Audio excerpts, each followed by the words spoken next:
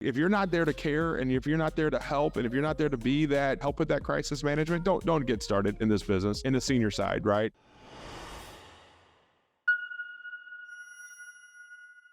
You say you're in the house business, but I really think you're in the helping business. Because number one, what you decided to enter the conversation was, how can I help people? Because when you help people, the money will always come. Everybody will end up with a win-win as long as you have your heart on the helping side of being of service. And that's one of the reasons that when I met you, it was just instant. I was just like, oh my gosh, I just absolutely admire you. And I love your two young boys and your wife. I mean, you have really, and you live what, I mean, it's so fun to be around you guys because you really walk the walk, and I love the communication you have. And again, in this thing, one of the things that I think is important to kind of, that's where I want to pause you just for a second, is one, I think you're in the helping business with houses. It just happens to be with homes or houses or whatnot. Yeah. But you also want to, I'm always talking about, you need to build your yay team. And one of the things that I think is so beautiful about what you do with Mom's House is you are building a yay team for them. And the ironic thing that a lot of times people don't realize is that everything changes. We so often want it to stay the same because it's comfortable and whatnot, but your yay team also has to change. And when you get to a point in life, whether you are the most responsible child helping your parent with a transition, or whether it's you in this transition, or however, or you might be a friend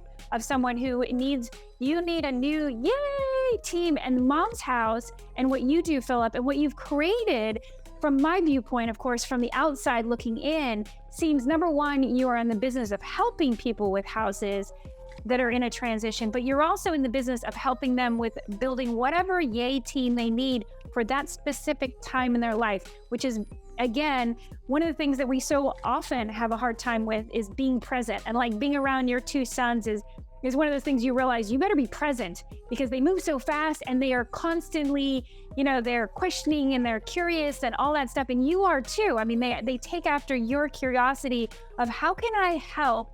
And how can we find the silver lining, the rainbow in the storm? We don't get rainbows until after the storm, but there is definitely a storm with this kind of transition. So I just wanted to highlight, especially that yay team, because, looking for the jewelry person and looking for this person.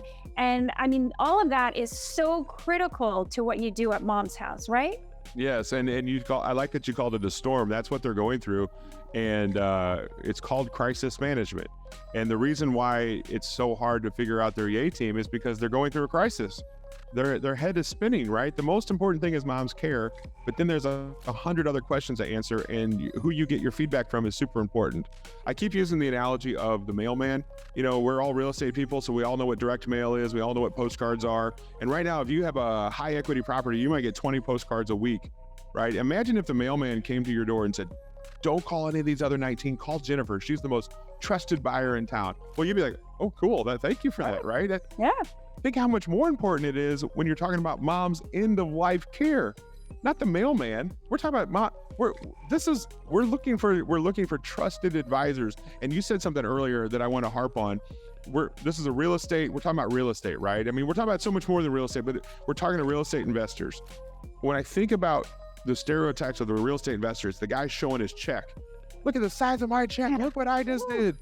And that doesn't play at all in the senior living world. Right? If you're not there to care, and if you're not there to help, and if you're not there to be that help with that crisis management, don't get started in this business in the senior side, right? Be more transactional, do those other ways. But for people that, I would say this is a great business for good people that want to help.